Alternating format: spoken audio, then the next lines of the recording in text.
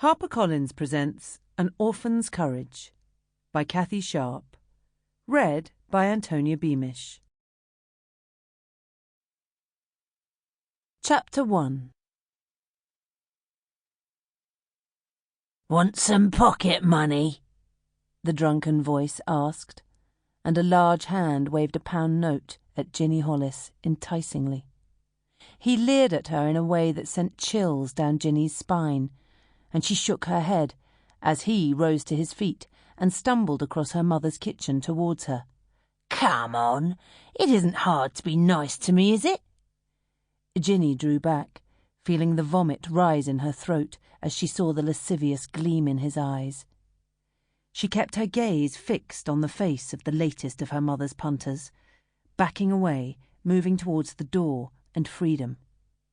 He was good-looking in a dark, brutish way, with black hair slicked back with hair oil and unshaven chin. Jake wasn't the first to offer her money in order to be allowed to fumble beneath her skirts, and his approach was the same as that of all the others. When her mother was in the room, they played the nice uncle, but as soon as Jinny was alone with them, they tried to molest her. Some offered enticements, money, small gifts and food, but others just made a grab for her. She'd been forced to endure rough hands up her skirt and under her blouse more times than she cared to remember, and once one of them had got her down and tried to force himself on her. Her screams had brought Nellie from next door running in at the kitchen door, and her irate neighbour had battered the unfortunate uncle with her rolling pin until he swore at her, got to his feet, and bolted. Jinny would have screamed for Nellie now, but she knew it would be useless. Her friend had gone shopping down the market and wouldn't be back for ages. Jinny's back was against the door now. She wrenched at it, pulled it open, and tried to escape into the backyard, but Jake lunged at her, pinning her against the doorpost so that she could feel its sharp edges cutting into her flesh. "Got you at last," he muttered, as he pressed his slack, wet mouth against hers, and the stink of his breath made the gorge rise in her throat.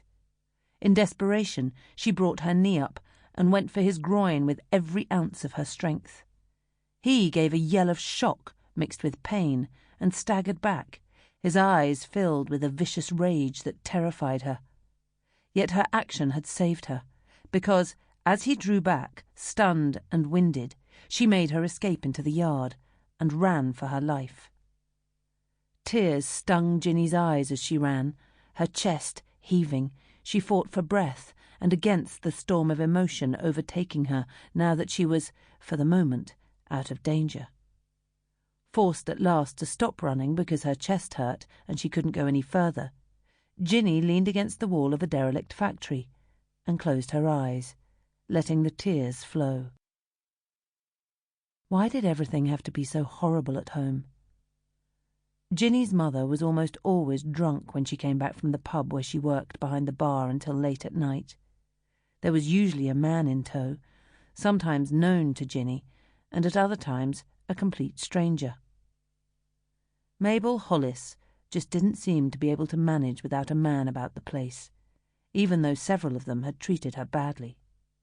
Some of them beat her, and she often had black eyes when she finally got up in the morning.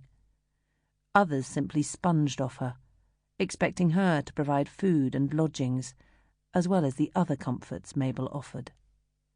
Quite a few considered that Jinny should be a part of the bargain, and she'd been fighting them off since she was 12, and was always in trouble at school for turning up late, because if she didn't do a few chores in the house, no one did, and the safest time to do them was in the morning before Jake and her mother got out of bed. Jinny's mother seemed to have money for drink and for having her hair bleached and set in the deep waves that men seemed to find so sensual, but she seldom remembered to go shopping for food, and often ended up shoving a few pennies in Jinny's hand and telling her to get some chips. Mabel dressed and behaved like a tart, and Jinny was ashamed of her. Now that she was coming up to her 15th birthday and preparing to leave school, Jinny thought desperately of getting away somewhere. Anywhere she could live by herself or with friends, away from her mother's Sample complete. Ready to continue?